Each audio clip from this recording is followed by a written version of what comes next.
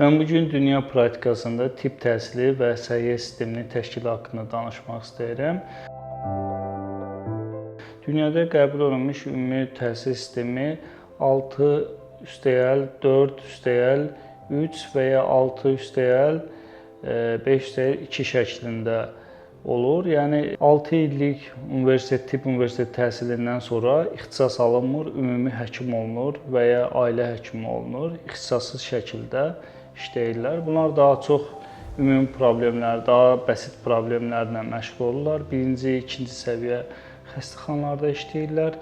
İkinci mərhələ isə daxili xəstəliklər həkimidir. İkinci mərhələ təhsil üçün əlavə universitetdən əlavə 6 ildən əlavə olaraq 4 ildə daxili xəstəliklər ixtisası təhsili almaq lazımdır. Bu təhsili tamamladıqdan sonra daxili xəstəliklər mütəxəssisi kimi işlənilir. Daxili xəstəliklər mütəxəssisi endokrinologiya, revmatologiya, nefrologiya, gastroenterologiya, hematologiya və onkologiya bölmələrindən ibarət bir ixtisasın tamamına deyilir.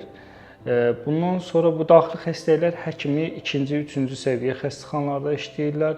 Bu sadaladığım qrup xəstəliklərin hamısının diaqnostikası və müalicəsi ilə məşğul olurlar. Daha irəli mərkəzlərdə, daha spesifik xəstəliklər üçün isə dar ixtisaslara xəstələr yönləndirilir.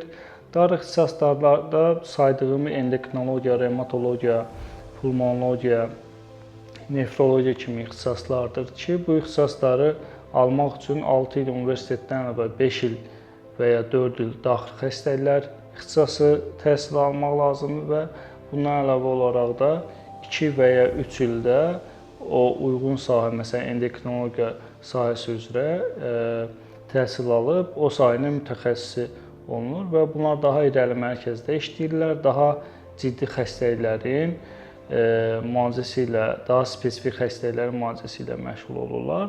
Hansı ki, daxili xəstəliklər həkimi birinci, ikinci mərhələ xəstəxanalarda və ya üçüncü mərhələ xəstəxanalarda bunlarla məşğul ola bilmirlər, daha irəli mərkəzlərə yönləndirirlər. Bunu da ona görə izah etməyə ehtiyacı duydum ki, ölkəmizdə bu sistem tam tərsi işləyir. Xəstə öncə dar ixtisaslara gedir, ondan sonra şəfa tapmadığı və ya diaqnoz qoyulmadığı zaman daxili xəstəliklər həkiminə müraciət edir. Belə olan halda bizim də işimiz çətinləşir. Xəstə gərgin, stres və tükənmiş halda olur. Eyni zamanda bu xəstələrlə işləmək daha çətin olur. Həm də fərqli müalicələr aldığı üçün, hər fərqli ixtisas özünə məxsus müalicələr verdiyi üçün daha da diaqnostikası da çətin ola bilir. Yəni, bu səbəbdən öncə daha yüngül hallarda ailə həkimlərinə, sahə həkimlərinə, sonra daxili xəstəliklər həkiminə, əgər o uyğun görərsə, digər dar ixtisaslara da onun rəhbərliyi altında müraciət edilə bilər.